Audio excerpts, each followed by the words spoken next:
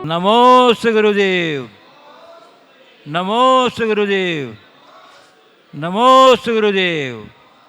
बोलिए मुनिवर श्री प्रमाण सागर जी महाराज की।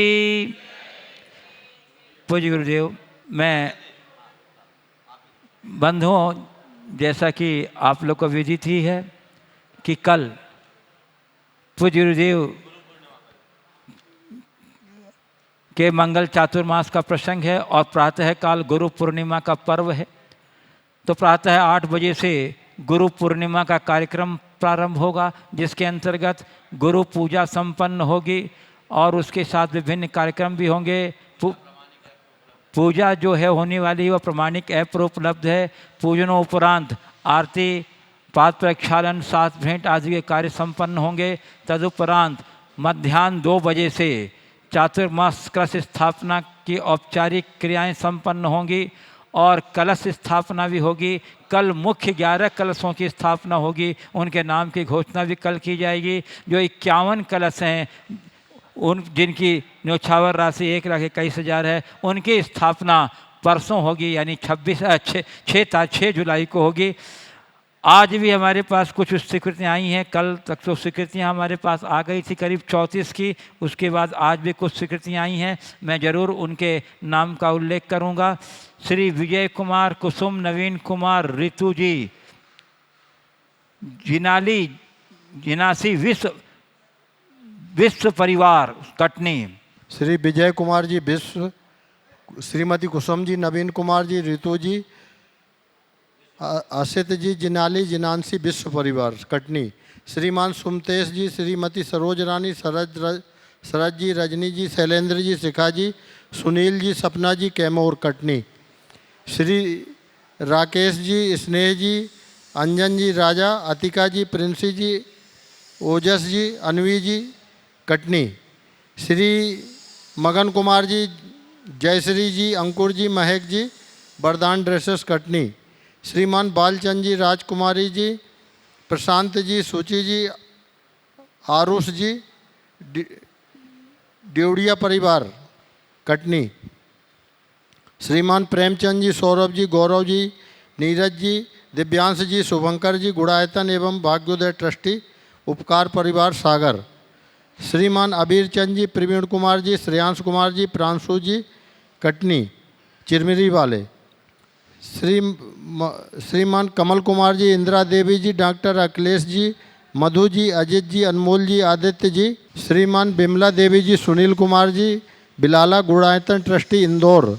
श्रीमान अनुराग जी, शिल्पी जी, सोदिया गड़ाकोटा। इस प्रकार ये 44 नाम टोटल हो गए हैं। 44 कलश बुक हो गए हैं, अब 7 शेष रह गए हैं। अभी भी समय है आपके पास, आप कमेटी से संपर्क करके अपना सौभाग्य सुरक्षित कर सकते हैं। ये जो 51 कलश वाले हैं, इन परसों 6 तारीख को उनके कलश स्थापना का कार्यक्रम संपन्न होगा। और बंधुओं, सारे कार्यक्रमों का सीधा प्रसारण पारस चैनल, जिनवाणी चैनल और प्रमाणिक ऐप के माध्यम से प्रसारित किया जाएगा। इसलिए आप सपरिवार पूरे कार्यक्रमों को देखकर लाभान्वित हों। जैसा गुरुदेव ने निर्देश दिया है उसका सम्यक रूप से पालन करेंगे। अब गुरुदेव, मैं संज्ञा समाधान की ओर चल रहा हूँ आपकी अनुमति से। सुभाष चौक कटनी मध्य प्रदेश से खुशबू जैन कह रही हैं, गुरुदेव व्यक्तित्व का निर्माण में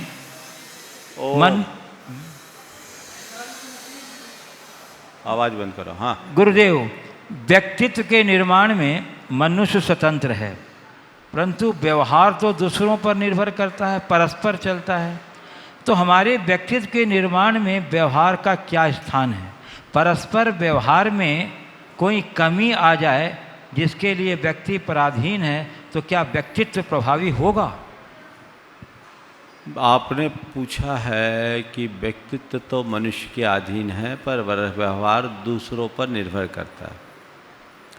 अब परस्पर व्यवहार में यदि किसी वजह से कोई कमी आ जाए तो व्यक्तित्व प्रभावित होगा। देखिए, व्यक्तित्व मनुष्य का स्वयं का होता है, ये बिल्कुल सही है। और जैसा व्यक्तित्व होता है वैसा ही उसका व्यवहार भी होता है। अगर अच्छा व्यक्तित्व है तो उसका व्यवहार अच्छा ही होगा। व्यक्तित्व का मतलब बाहरी टिप टॉप से नहीं है। व्यक्तित्व का संबंध मनुष्य के आचार विचार और व्यवहार का सामुदायिक स्वरूप है। अगर किसी व्यक्ति का व्यक्तित्व गहरा होगा तो उसमें ये सब बातें सहज रूप से समाहित होगी। तो अच्छे व्यक्ति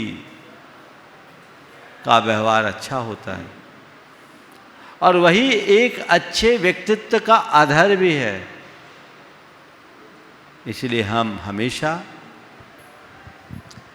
अच्छा व्यवहार करें। व्यक्ति के व्यक्तित्व का अंदाज हमें कैसे लगेगा? उसके विचार से,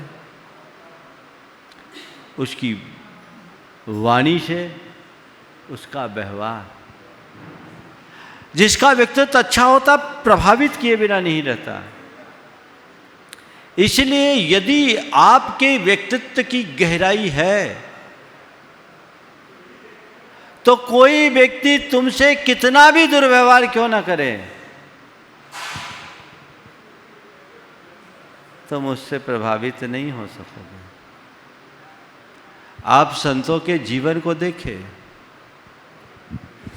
संतों के जीवन में बड़ा बड़ा उपसर्ग करने वाले लोग, बड़ा दुर्व्यवहार और दुष्प्रसंग उपस्थित करने वाले लोग भी होते हैं, तो भी वे उनके प्रति बड़ा सौम्य व्यवहार करते हैं। ये किस बात का प्रमाण है? ये उनके व्यक्तित्व के गहराई का उदाहरण है, प्रमाण है। तो हम अपने व्यक्तित्व को इतना गहरा बनाएं कि हम सबको अपने भीतर पचाने की ताकत विकसित कर सके, तभी हम कुछ अच्छा कर पाएंगे। पूज्य गुरुदेव, बिलासपुर छत्तीसगढ़ से रम्यक जैन कह रहे हैं, महाराज जी मैं 8 वर्ष का हूँ। अभी 28 पर्व में मैं आलू प्याज नहीं खा रहा हूँ, पर मैं नियम नहीं लिया हूँ। तो मेरी मम्मी बोली, बेटा तुम नियम लो तभी तुम्हें पुण्य होगा। तो महाराज जी जब मैं आलू प्याज खाता हूँ तो मुझे पाप लगता है, और जब नहीं खा रहा हूँ तो बिना नियम का पुण्य क्यों नहीं हो सकता? देखो, बहुत अच्छा सवाल है, एक बच्चे का सवाल है, लेकिन बहुत गहराई से समझने जैसा है। किसी चीज को नहीं खाना और खाने की इच्छा से ऊपर हो जाना, दोनों में बड़ा अंतर है। आप अभी नहीं खा रहे तो तय कर लो आगे नहीं खाएंगे, ताकि खाने की इच्छा भी ना हो। अभी आप नहीं खा रहे लेकिन आपका नियम नहीं है, तो कभी कोई ज़्यादा आग्रह अनुरोध करेगा, मनुहार करेगा, तो आपके मन में खाने की इच्छा भी हो सकती है। इसलिए वो इच्छा ना हो, इसलिए नियम लो। एक तो ये बात। दूसरी बात देखो, बैंक में आप लोग अपना पैसा जमा करते हो, रुपया लगाते हो, तो बैंक में रुपया लगाने वाले अगर अपने करेंट अकाउंट में महीनों रुपया, सालों रुपया रखे तो क्या कोई इंटरेस्ट मिलता है? नहीं मिलता ना। लेकिन एफडी करो तो मैंने सुना 45 दिन तक का एफडी होता है, तो भी इंटरेस्ट मिलता है। हाँ, 15 दिन का भी होने लगा। आपने एफडी किया, आपको इंटरेस्ट मिला। सवाल है, इंटरेस्ट किस बात का मिला? बैंक में पैसा रखने का कि पैसा न उठाने के संकल्प का? तो नियम का फल मिलता है, और नियम तभी होते हैं जब हम संकल्प से जुड़ते हैं। जब मनुष्य संकल्प में बंध जाता है तो हमारी इच्छाएं भी समाप्त हो जाती हैं। इसलिए अपने आप को संकल्पों से बांध कर रखना चाहिए।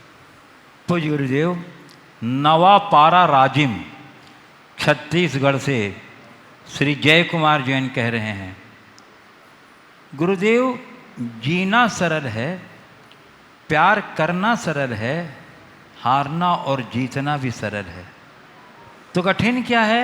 सरल बनना ही कठिन है। तो पूज्य गुरुदेव इस कठिन रूपी सरल को सरल कैसे बनाएं, कृपया समाधान। ये सवाल कई बार है कि सरल होने की बातें बड़ी सरलता से कर दी जाती है, पर सरल बनना बड़ा कठिन होता है। सरल बनने का सरल रास्ता बता दें तो मैं एक ही बात बोलता हूँ, अगर आप सरल बनना चाहते हैं तो उसका सरल रास्ता यही है कि अपने ईगो को हटा दें। ईगो को हटा दें, मनुष्य का अहंकार उसे टेढ़ा बनाता है। महाराज अहंकार को हटाना बड़ा कठिन है, तो महाराज क्या करें? पूज्य गुरुदेव, उदयपुर राजस्थान से अनिल मेहता कह रहे हैं गुरुदेव कि जीवन की यात्रा में भजन और भोजन ये गाड़ी के दो पहिए हैं, लेकिन इंसान ने ट्रैक्टर के बड़ा पहिया भोजन का और छोटा पहिया भजन का मानकर यात्रा कर रहा है। तो हमारी जीवन की यात्रा एक समान पहिए से करें या ट्रैक्टर के पहिए से करनी चाहिए? गुरुदेव, सफल यात्रा के लिए पहिए कैसे होने चाहिए? सीधी बात यह है कि जिनके पहिए समान है वो गाड़ी, और जिनके पहिए असमान हो खटोला। गाड़ी पे यात्रा करोगे तो गंतव्य तक पहुंचोगे, और खटोले में जाओगे तो गड्ढे में गिरोगे। अब ये तुम्हें तय करना है कि हम कैसा कर रहे हैं। निश्चित रूप से भजन और भोजन में संतुलन होना चाहिए, हमारी विचारधारा निर्मल होनी चाहिए, हमारे जीवन की प्राथमिकताएं बदलनी चाहिए, और यदि ऐसा होगा तभी हम अपने जीवन को बेहतर बना सकेंगे। पूज्य गुरुदेव, कटनी मध्य प्रदेश से अर्पणा गौर कह रही हैं, गुरुदेव हमें अष्टानिका व्रत, 10 लक्षण व्रत या किसी भी व्रतों को करना क्यों जरूरी होता है? क्या हम व्रतों को किए बगैर धर्म नहीं निभा सकते हैं? कोई ज़रूरी नहीं। किसने कहा व्रत करना जरूरी? पर अपनी वृत्तियों को सुधारना है तो व्रत करो। व्रत एक तपस्या है। तपस्या से हम अपने कर्मों की निजरा करते हैं, चित्त की शुद्धि करते हैं। अगर आपको लगता है कि तपस्या से मेरे जीवन का कल्याण होता है तो व्रत कीजिए, और तपस्या आपको निरर्थक दिखते तो व्रत करने की कोई आवश्यकता नहीं। लेकिन इतनी बात मैं जरूर कहूँगा, बिना व्रत संयम के जीवन का उद्धार नहीं होता। हमें त्याग तपस्या में कभी कमज़ोर नहीं होना चाहिए। उसके प्रति हमारा सतत उत्साह बना रहना चाहिए। यदि वैसा उत्साह बना रहेगा तो हम अपने जीवन को बड़ी ऊंचाई तक पहुंचा सकेंगे। आपने पूछा है कि व्रत क्यों करें? अपनी इच्छाओं की निवृत्ति के लिए, अपनी चित्तवृत्ति की निर्मलता के लिए, अपने जीवन में संयम साधना का अभ्यास बढ़ाने के लिए व्रत किया जाता है। और आप छोटे छोटे व्रत करना शुरू करोगे तो कालांतर में महाव्रत धारण करने की पात्रता प्राप्त कर सकोगे। पूज्य गुरुदेव, कटनी मध्य प्रदेश से समकित जैन कह रहे हैं, गुरुदेव मेरी शंका यह है कि विधान पूजा आदि के कुछ छंद अगर हम गुनगुनाते रहते हैं तो क्या उसमें हमें कोई दोष लगता है? भगवान का नाम लेने में क्या दोष? अच्छी बातें गुनगुनाते रहिए। पूज्य गुरुदेव, अम्बाह जिला मुरैना मध्य प्रदेश से राकेश जैन भंडारी कहते हैं, गुरुदेव परेड में पीछे मुड़ बोलने पर आगे वाला पीछे और पीछे वाला व्यक्ति आगे हो जाता है। इससे हमें क्या सीख लेनी चाहिए? कृपया मार्गदर्शन करें। बहुत अच्छा सर।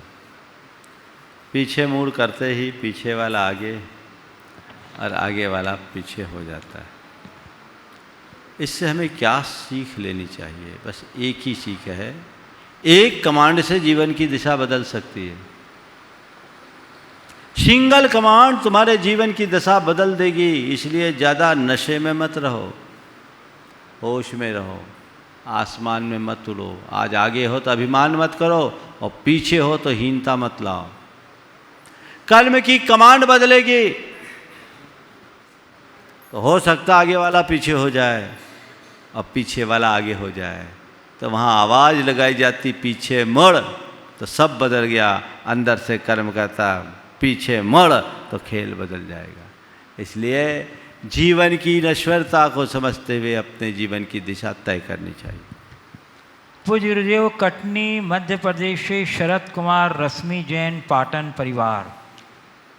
गुरुदेव, हम अपना या किसी का भाग्य तो नहीं बदल सकते, किंतु गुरुदेव यदि किसी के बुरा होने में मैं निमित्त होने वाला हूँ तो हम इससे कैसे बच सकते हैं? क्योंकि कर्म का लेखा जोखा तो अमिट है। हम किसी का भाग्य नहीं बदल सकते, पर किसी के बुरा होने में हम निमित्त हो रहे हैं तो हम उसे कैसे बदल सकते हैं? क्योंकि कर्म का लेखा जोखा तो अमिट होता है। आपके वाक्यों में जो आखिरी शब्द है ना, वो थोड़ा मद्दा हो जाता है। आखिरी शब्द सुनने में मुझे आजकल कुछ दिनों से दिख रही है बात, उसको थोड़ा ट्रेस किया करो। तो कर्म का लेखा जोखा अमिट है। हम किसी के निमित्त बनने में अपने आप को कैसे बचा सकते हैं? हमें बचाना है, बचना है। कैसे बचा सकते हैं ये हम समझें।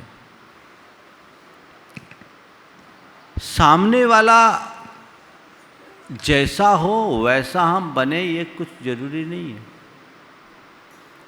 बहुत कुछ संभव है कि हम परिस्थितियों को टाल करके निमित्त को टाल सकते हैं। जब कर्म का तीव्रोदय आए, आप अपना स्थान बदल दो, द्रव्य क्षेत्र काल भाव बदल दो, तो आप काफ़ी कुछ निमित्तों को टाल सकते हैं। आपको गुस्सा आ रहा है या सामने वालों को आपके निमित्त से गुस्सा आ रहा है, आप वहाँ से खिसक जाओ, निमित्त बदलेगा, परिस्थितियाँ बदल सकती हैं। लेकिन हाँ, कभी कभी कुछ प्रसंग ऐसे होते हैं जिनमें वो निमित्त अटल जैसा बन जाता है। जैसे दीपायन का निमित्त था। दीपायन ने बहुत चाहा, उन्हें पता था कि इनके निमित्त से द्वारिका जलने वाली है, यदुवंश का विनाश होना है। उनका मन विरक्त हो उठा था, लेकिन होनहार को कोई टाल नहीं सकता। तो ऐसा क्वचित कदाचित होता है। इस बात को पकड़ करके अगर आप ये बोलो कि मैं किसी का निमित्त थोड़ी बनना, जो होना है सो होगा, ऐसा मत करना। आप गाड़ी चलाओ, आंख मूंद करके गाड़ी चलाओ कि मेरे निमित्त से किसी का एक्सीडेंट होना है तो होगा ही। तो क्या ये समझदारी भरा कदम होगा?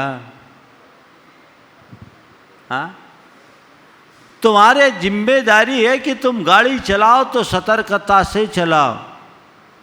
हाँ, पर क्वचित कदाचित ऐसा भी हो सकता है कि सब प्रकार की सतर्कता को अपनाने के बाद भी कई बार अनहोनी हो जाती है। ये निमित्त है, तो इसे व्यापकता से समझना चाहिए। पूज्य गुरुदेव, बड़गांव कटनी से श्री राजेंद्र जैन पत्रकार कह रहे हैं, गुरुदेव नवधा भक्ति क्या और क्यों? नई पीढ़ी नवधा भक्ति भूलती जा रही है। कुछ लोग इसे अहंकार के रूप में लेते हैं, ये कहाँ तक उचित है? देखिए, नवधा भक्ति का जैन परंपरा में अलग प्रकार से वर्णन है। यद्यपि रामायण में नवधा भक्ति को अलग तरीके से प्ररूपित किया गया, लेकिन यहाँ नवधा भक्ति हमारे यहाँ मुनियों की 9 प्रकार से भक्ति करने की बात की गई। पड़गहन करना, उनको उच्चासन देना, प्रदक्षिणा दे के उच्चासन देना, उन्हें प्रणाम करना, उनका पाद प्रक्षालन करना, उनकी पूजा करना, और 4 प्रकार की शुद्धि बोलना, मन वचन काय की शुद्धि और अन्न जल की शुद्धि। ये नवधा भक्ति है और ये गृहस्थों का कर्तव्य है कि वह सुपात्र को, साधुजन को, मुनिजन को नवधा पुक्ति पूर्वक ही उनकी परिचर्या करे, अभ्यर्थना करे, उनको आहार दे। अब सवाल ये है कि अहंकार उनको दिखता है जिसने साधु के स्वरूप को नहीं पहचाना। ये साधु के गौरव के लिए बनाई हुई व्यवस्था है और साधु कहता नहीं ऐसा करो, गृहस्थ खुद वैसा करता है। एक विधि बनाई और विधि पूर्वक जैन साधु की पूजा अर्चा होती है। अभ्यागत अतिथि का सत्कार करना, सम्मान करना भारत की प्राचीन परंपरा है। जैन साधु को कोई तुम्हारे वस्त्र, आभूषण, अलंकार और धन से तो कोई लेना देना नहीं है। आप इसी प्रकार से भक्ति कर सकते हैं और इस तरह की भक्ति में आपके श्रावक पने का दर्शन होता है, इसलिए इसे अहंकार समझना भूल। पूज्य गुरुदेव, कटनी मध्य प्रदेश से श्री दिगंबर जैन पंचायत के अध्यक्ष श्री संतोष कुमार जी मालगुजार कह रहे हैं, गुरुवर की वर्ण व्यवस्था का क्या तात्पर्य है और जैनागम के अनुसार इसका क्या स्वरूप है तथा इनकी सुरक्षा एवं अनुपालन के लिए क्या संदेश मिलता है? क्या आज के परिवेश में इस वर्ण व्यवस्था की कोई व्यवहारिक उपयोगिता है? देखिए, जैन परंपरा में कर्मणा वर्ण व्यवस्था बनाई गई। जब हम आदि पुराण का आलोढ़न करते हैं तो उसमें उल्लेख है कि मूलतः 3 वर्ण थे, क्षत्रिय, वैश्य और शूद्र। भरत चक्रवर्ती ने इनमें से व्रतियों को छांटकर चौथे ब्राह्मण वर्ण की स्थापना की। ब्राह्मणा व्रत संस्कारात्, जो व्रत संस्कार से युक्त हैं वो ब्राह्मण। जो पर की रक्षा में तत्पर हो वो क्षत्रिय। जो व्यापार व्यवसाय से जीविका करे वो वैश्य। और जो शिल्प सेवा आदि से अपनी आजीविका करे वो शूद्र। और एक ऐसी व्यवस्था बनाई गई कि प्रत्येक व्यक्ति अपने अपने वर्ण के अनुरूप ही अपनी आजीविका करे। वर्णाश्रम के विरुद्ध की जाने वाली आजीविका किए जाने पर उसे राजदंड का भागीदार बताया गया। एक समय में ऐसी वर्ण व्यवस्था थी और विवाह आदि का संबंध भी इसी वर्णों की अपेक्षा की जाती थी। उसमें पारस्परिक संबंध होते थे, लेकिन ऐसा वर्णन है कि ब्राह्मण, क्षत्रिय, वैश्य और शूद्र चारों वर्ण की कन्या ले सकता है। देगा वैश्य क्षत्रिय ले सकता है, देगा केवल ब्राह्मण को। क्षत्रिय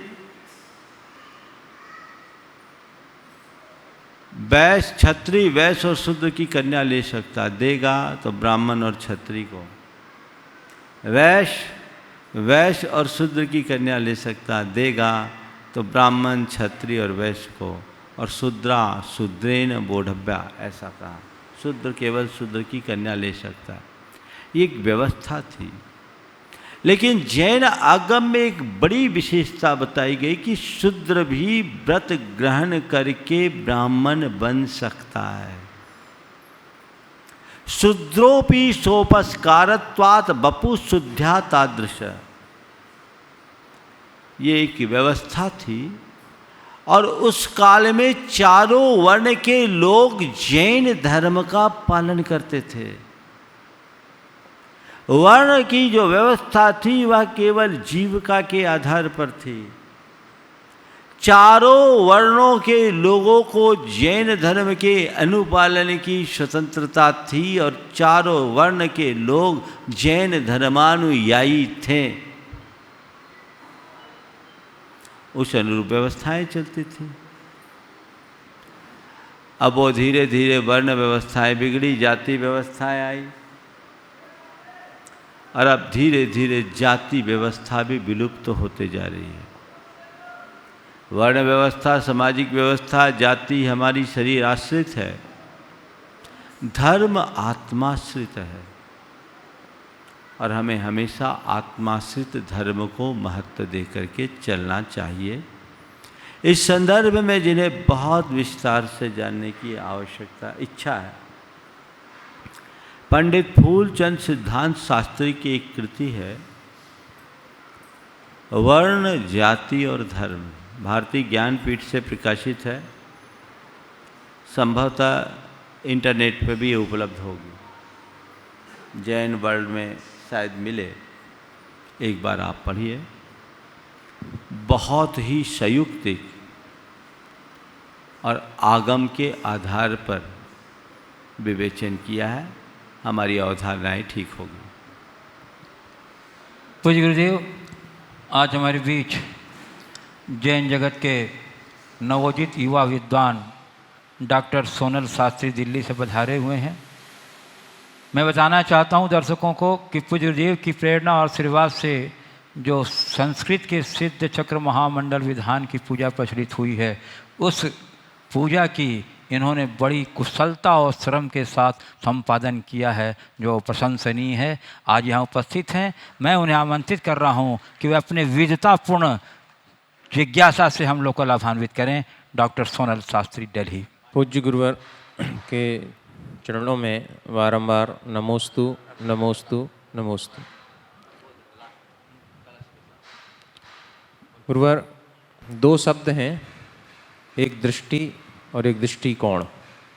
दोनों में क्या समानता और क्या विषमता है, और जगत और जीवन इनके प्रति क्या दृष्टि होनी चाहिए और क्या दृष्टिकोण होना चाहिए कि जिससे कि हम जगत में रहते हुए जीवन का उच्चतम उपयोग करके और हम उसकी सार्थकता सिद्ध कर सकें। बहुत विद्वत्तापूर्ण प्रश्न किया है, उत्तर भी मैं विद्वत्तापूर्ण देना चाहूँगा। दृष्टि और दृष्टिकोण में आपने अंतर पूछा है, तो मैं दो शब्दों में देता हूँ, और वो भी आगम के दो शब्द हैं, प्रमाण और नय।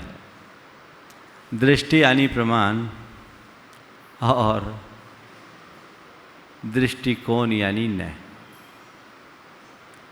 जब हम किसी चीज को जानते हैं तो जानना दृष्टि है,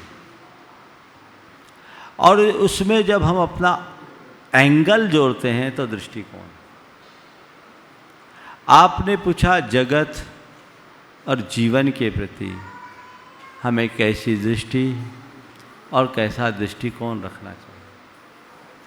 जगत के प्रति हमें समतामूलक दृष्टि रखनी चाहिए, और स्वयं के प्रति समीक्षापरक दृष्टिकोण होना चाहिए।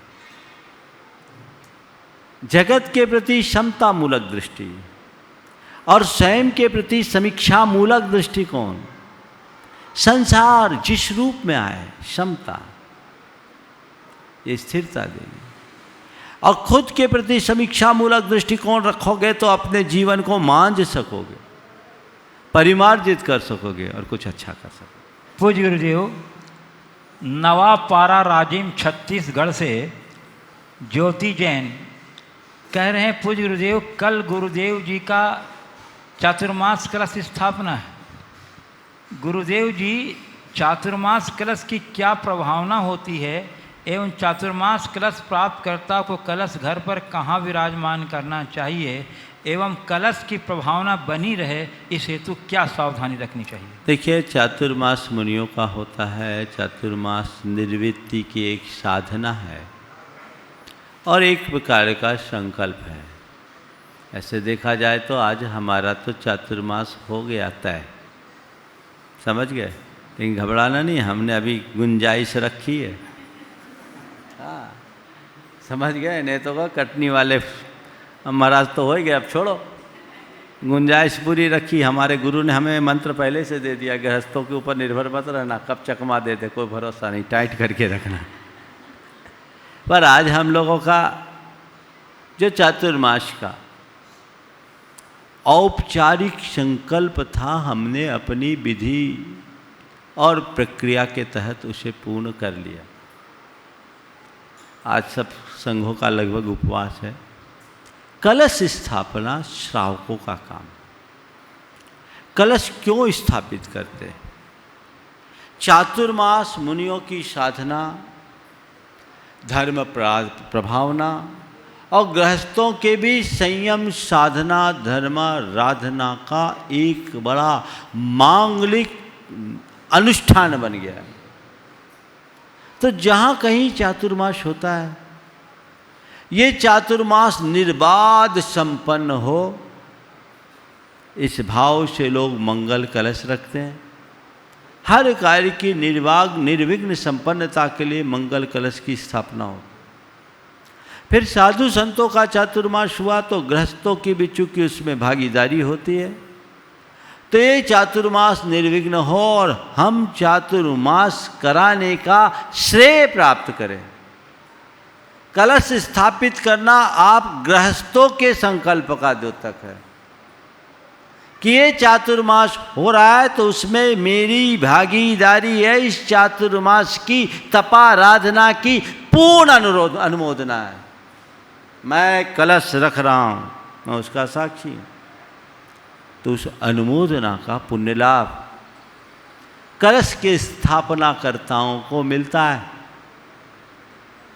भावनाओं से लेते हैं और चातुर्मास में होने वाले सारे धर्मानुष्ठानों से वो रिचार्ज हो जाता है। ऐसे मांगलिक प्रतीक को लोग जब अपने घरों में ले जाते हैं तो वो भी मंगलवर्धक होता है। कलश को तो ऐसी अष्टमंगलों में मुख्य मंगल बताया। आप घर में कहाँ रखें?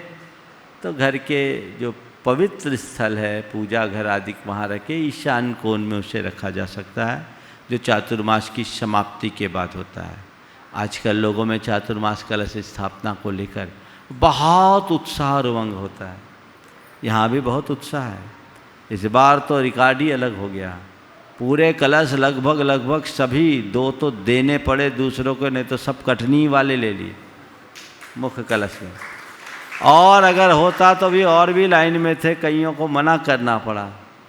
और सामान्य कलश भी लगभग सब कटनी वालों के नाम गए हैं। नहीं तो हमारे हर वर्ष 80% कलश बाहर जाते हैं।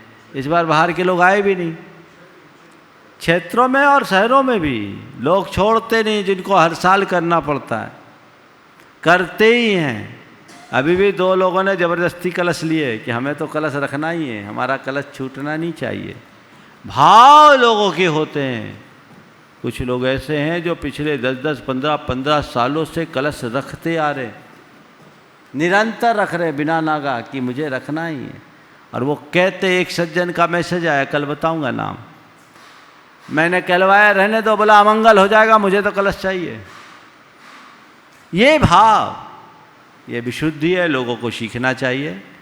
ये तो कटनी वाले को फ़ायदा मिल गया, हमारे पास बोलियाँ होती नहीं, लोग बोल बोल के दे देते हैं। बाहर वालों को आने से रोक लगा दिया तो कटनी वाले को मौका मिला, कटनी वाले भी रह जाते। भावना जगाना चाहिए। और पूरे देश में बड़ा उत्साह है, सभी संघों के प्रति उत्साह है। 12 तारीख को गुरुदेव का भी कलश स्थापन का कार्यक्रम मेरी को जैसी जानकारी है उसके अनुसार होगा।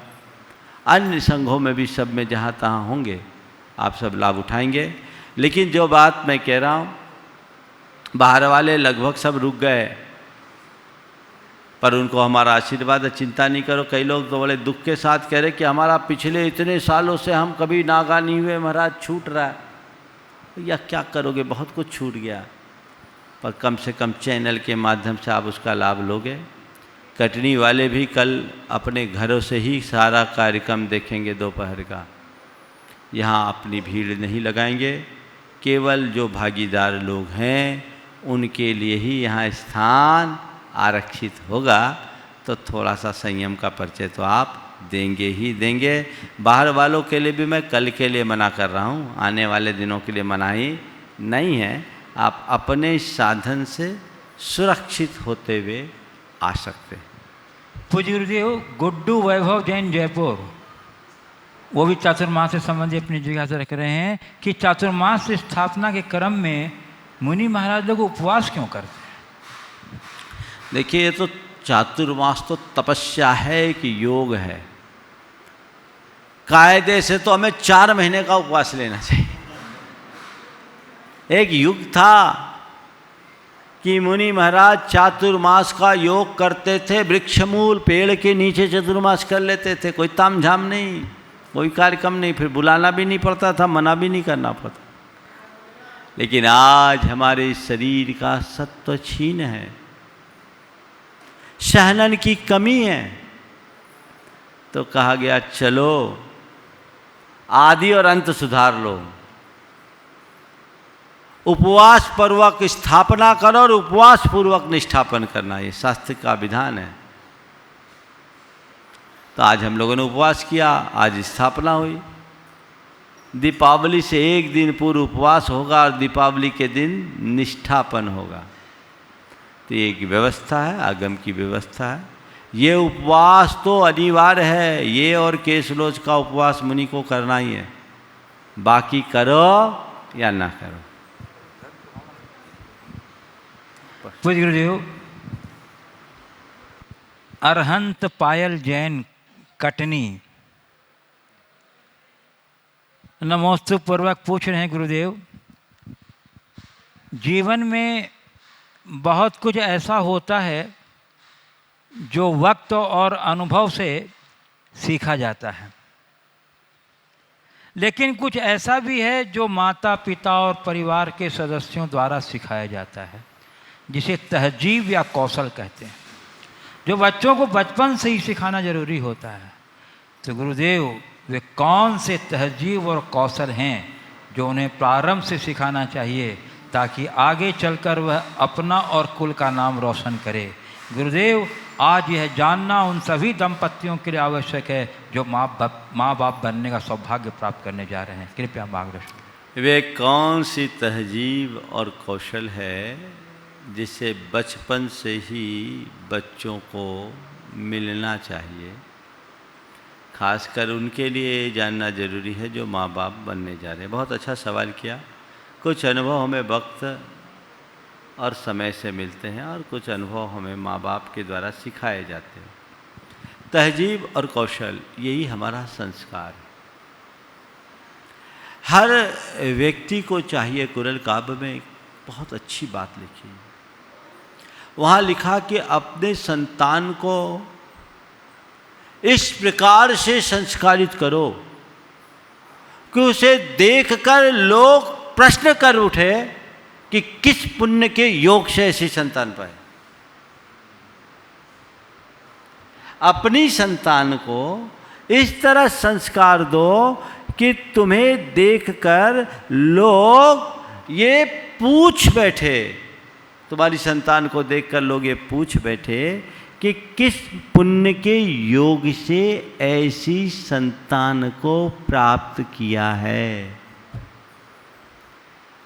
संतान को जन्म देना अलग बात और संतान को संस्कार देकर योग्य बनाना एक बात।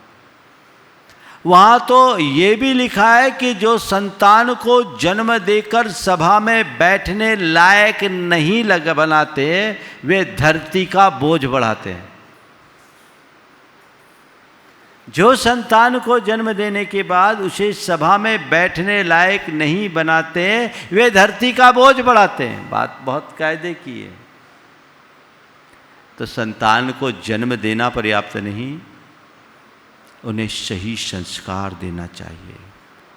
तहजीब और कौशल का विकास होना चाहिए। उनमें उन्हें अपने कुल का गौरव होना चाहिए। उनके अंदर पाप भीरुता होनी चाहिए। उनके भीतर संवेदनशीलता का विकास होना चाहिए और उन्हें कला और गुणों में निष्णात करना चाहिए। उसे प्रतापी और पराक्रमी बनाना चाहिए। सच्चे अर्थों में देखा जाए तो 72 कलाओं और 64 गुणों में उसे निपुण बनाना चाहिए। पहले संतान के साथ ये बातें होती थी, उनकी शिक्षा दीक्षा इसी तरह से होती थी गुरुकुल प्रणाली में। अब सब अंग्रेजी व्यवस्थाएं हो गई, तो लोगों के पास केवल डिग्री होती है। जीवन के लिए जो आधारभूत बातें हैं वे उनसे दूर होते हैं। इसलिए पढ़ लिख जाने के बाद भी वे व्यवहारिक क्षेत्र में बहुत पिछड़ा सा अनुभव करते हैं। तो हमें उसको ध्यान रखना है। सुयोग बनाइए, और ये तभी होगा जब वो खुद उस योग होंगे। अपने उसूलों पर दृढ़ रखना चाहिए। उन्हें ये बात बताना चाहिए कि हमारे जीवन के आधारभूत तत्व क्या है, किन्हें हमें सर्वाधिक महत्व देना है। यदि ऐसा करेंगे तभी अच्छे परिणाम आए। पूज्य गुरुदेव, गुणायतन ट्रस्टी श्री सौरभ प्रेमचंद जैन उपकार परिवार सागर से कह रहे हैं, गुरुदेव हमें अपने व्यापारिक क्षेत्र के प्रतिद्वंदी को दोस्त समझना चाहिए या दुश्मन? देखो, व्यापारिक क्षेत्र का प्रतिद्वंदी हो या और कोई प्रतिद्वंदी, मुझसे पूछो तो मैं कहूँगा कि सदैव अपने प्रतिद्वंदी को अपना दोस्त समझना चाहिए, क्योंकि वो तुम्हें मजबूत बनने की प्रेरणा देता है। इससे तुम अपनी ताकत को बढ़ाने की प्रेरणा पाओगे, अपने आप को संभालोगे। इसलिए कोई प्रतिद्वंदी बनता है, घबराओ नहीं, अपने आप को मजबूत बनाओ, अपनी लाइन लंबी करने की कोशिश करो। कोई तुम्हारा कितना भी प्रतिद्वंदी बनकर उभरे, तुम अपने मन में प्रतिद्वंदता का भाव मत आने दो। मेरे सामने कोई प्रतिद्वंदी हो, पर मेरे मन में प्रतिद्वंदता का भाव नहीं होना चाहिए।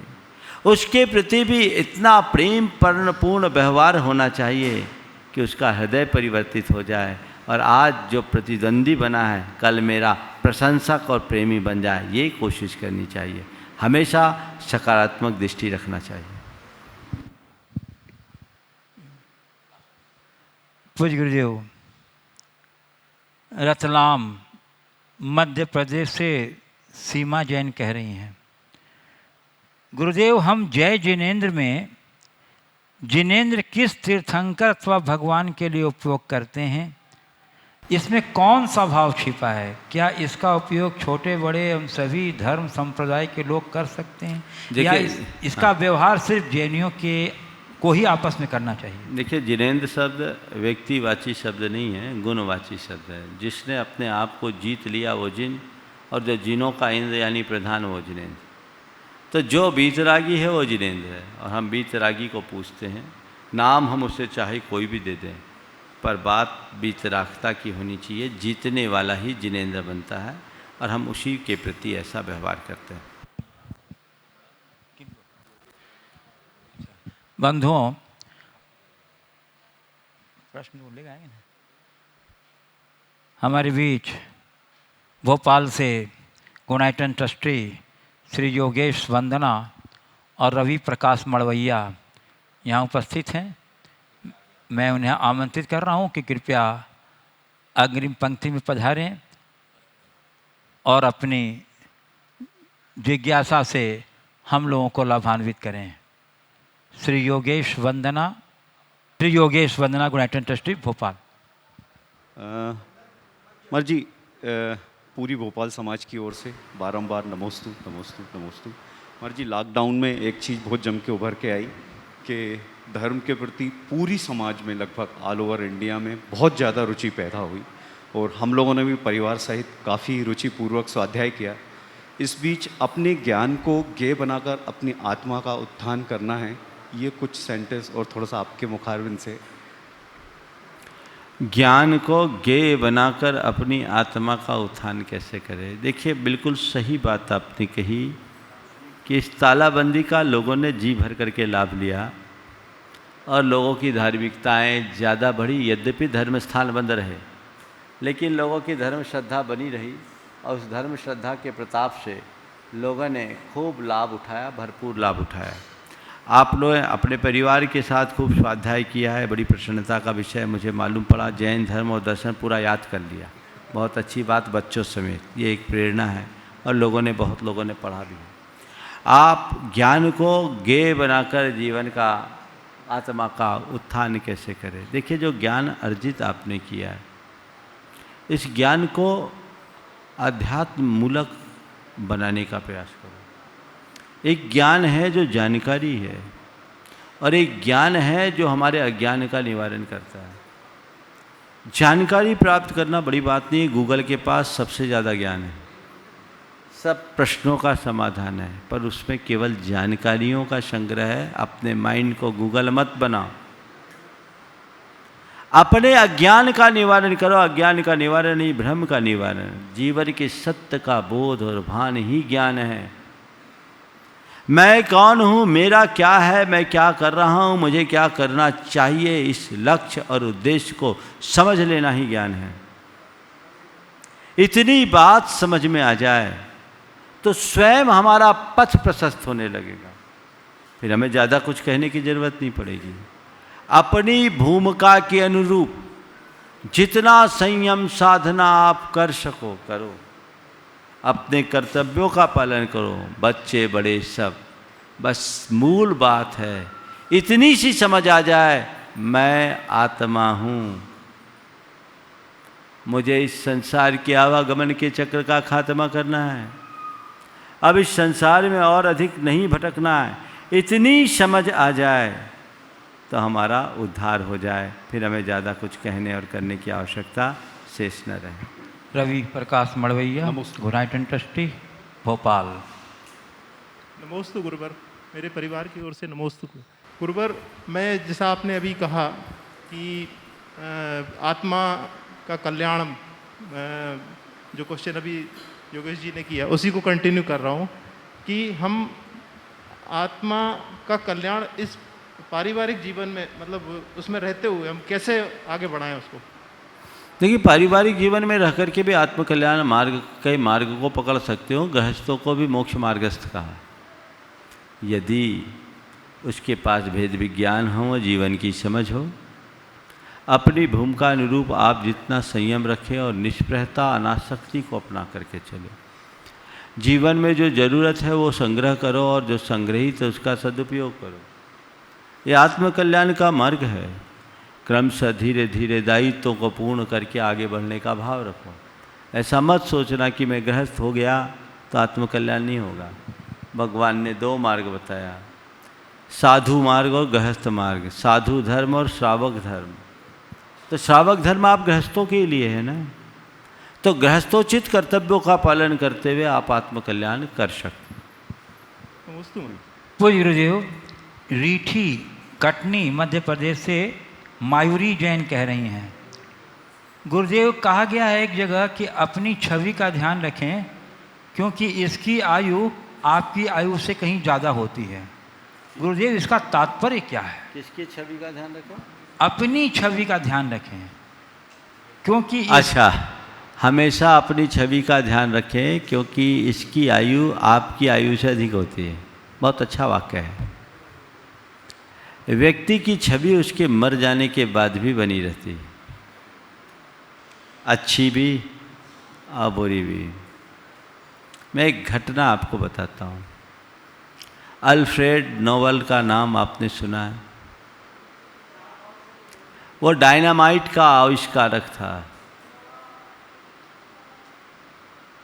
एक बार उसके मन में ये विचार आया कि मेरे मर जाने के बाद लोग मुझे किस रूप में याद करेंगे। इसी बात से प्रेरित होकर उसने एक विज्ञप्ति जारी कर दी कि अल्फ्रेड नोबल मर गया। अपने मौत का समाचार फैला दिया। अल्फ्रेड की मृत्यु के समाचार के प्रकाशित होते ही अखबारों की सुर्खियां बनी, मौत का सौदागर सदा को सो गया। मौत का सौदागर सदा को सो गया। मौत का सौदागर मौत में समा गया। जब ये अल्फ्रेड नोबल ने पढ़ा, कांप गया, हाय मैं क्या कर रहा हूं। मरने के बाद लोग मेरी पहचान मौत के सौदागर के रूप में करेंगे, धिक्कार है मुझे। तभी उसने कहा मुझे कुछ अच्छा काम करके जाना चाहिए, और उसने फिर अपनी सारी संपत्ति शांति के काम में आने वाले लोगों के पुरस्कार के लिए लगाई, और नोबल पुरस्कार की शुरुआत हुई। और आज अल्फ्रेड नोबल को शांति दूत के रूप में जाना जाता है। ये एक दृष्टिकोण है, इसलिए वाक्य बहुत सही है कि अपने से ज़्यादा अपनी छवि का ख्याल रखो, क्योंकि तुम्हारी आयु से अधिक आयु तुम्हारी छवि की होती है। तो मेरी छवि कैसी है मुझे देखना, अपनी छवि को संभालना। आप लोग संभालते तो है, पर लुक को, ऊपर का, भीतर। मैं हमेशा कहता हूँ तुम लोग फोटो तो शानदार है, एक्सरे खराब। सबके 12 बजे हैं, हाल बेहाल है भैया। अपनी अंदर की छवि सुधारो, अपने आचरण के बल पर ही आप ऐसा कर सकते हो, और कोई दूसरा रास्ता नहीं। बंधुओं, अभी अष्टानिका पर्व के पावन प्रसंग में श्री प्रेमचंद जी जैन प्रेमी कटनी, जो हमारे गुणायतन के ट्रस्टी भी हैं और चातुर्मास के मुख्य संयोजक भी हैं, इनके परिवार की ओर से अभी अष्टानिका पर्व के पावन प्रसंग में संस्कृत का श्री चक्र महामंडल विधान संपन्न किया। होने को तो ये लघु स्तर पर हुआ था, परंतु इस विधान में जो आनंद आया है वो लोग कह रहे थे कि ये तो अद्भुत है। ये आनंद पिछले कई जो विधान हुए हैं उससे भी कहीं अधिक आनंद आया है। और पूज्य गुरुदेव के द्वारा जब जाप और मंत्रों का उच्चारण होता था तो लोग इतने मंत्र मुग्ध हो जाते थे, और हमारे बिज्जू भैया के संगीत के ध्वनि से लोग झूम उठते थे। इस प्रकार बहुत ही प्रभावी इससे मन हुआ। इस उपलक्ष्य में प्रेमचंद जी जैन प्रेमी कटनी परिवार ने 2,51,000 रुपये की दान राशि निकाली है। हम उनके उदारता का बहुत बहुत सम्मान। दयोदय गौशाला करिए। और 51,000 रुपया दयोदय गौशाला जो यहाँ कार्यरत है उसके लिए भी निकाली है। हम आपका बहुत बहुत साधुवाद करते हैं। और बंधु, ये श्री चक्र महामंडल विधान कहीं भी हो, हमारे शिरोमणि संरक्षक श्री अतुल शीतल लाधानी बक्सरा गुजरात, इनको खाली भनक मिलनी चाहिए, वे छोड़ते नहीं हैं इसके पुण्य का लाभ लेने के लिए। और यहाँ भी इन्हें पता चला तो यहाँ आज उपस्थित हैं, और इन्होंने इस विधान में शांति धारा करने का सौभाग्य प्राप्त किया। उसके उपलक्ष्य में 1,51,000 रुपये की राशि, विधान के उपलक्ष्य में 1,51,000 रुपया, और शांति धारा के लिए 1,21,000 रुपये की राशि घोषित की है। हम आपकी उदारता का बहुत बहुत सम्मान। देखो, बहुत सारे लोगों को शिकायत होगा कि संस्कृत का विधान हो गया, किसी को पता ही नहीं लगा। विधान तो होना ही नहीं था, पर किसी के पुण्य से हो जाता है। यहाँ प्रेमी जी के आर्यंत है, उनका एक संकल्प था कि विवाह के बाद बच्चे होने के पूर्व मुझे सिद्ध चक्र विधान करना है परिवार सहित। और मन बनाए हुए थे कि भोपाल के बाद कुंडलपुर में संस्कृत का विधान होगा तो हम उसका मुखमंडल लेकर करेंगे। एक दिन आकर उसने कहा, महाराज हमारे संकल्प का क्या होगा, अब तो हमारी पत्नी का 5वां महीना आ गया, अब क्या करें, संकल्प चला जाएगा। मैंने कहा एक दिन का शांति विधान करके अपना संकल्प पूरा कर लो। विमल जी से बोला करा दो, पर तभी मेरे मन में आया कि चलो कुछ नहीं, लघु रूप में ही सही, चलो इसका भाव पूरा है तो यहाँ पर करा दो। और हमने कहा इसका एक प्रयोग करो, जितने दंपति ऐसे हैं जो भावी संतान को जन्म देने वाले हैं उनके लिए अवसर दो। और ये विधान बहुत आनंद के साथ संपन्न हुआ, ना होते हुए भी हो गया। ये बड़ा लाभप्रद है, सभी को इसका आनंद मिले। यहीं पर विराम। बोलिए परम पूज्य आचार्य गुरुवर श्री विद्यासागर जी महाराज की।